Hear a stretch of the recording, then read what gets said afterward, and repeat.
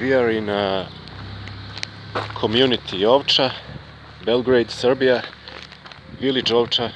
It's a part of Belgrade. We are going to the salt little pond. Very salty water, full of minerals. I will show you how it looks like. It's little.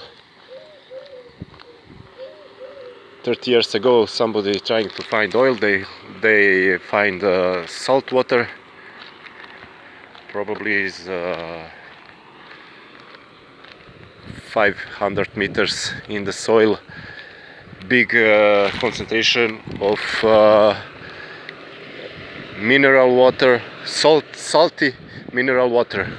I believe it's full of magnesium. Somebody said it have 27 minerals. It's easy to find.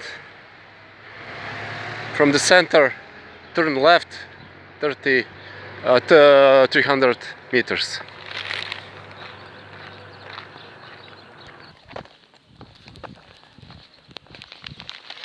This is the little pond full of older people.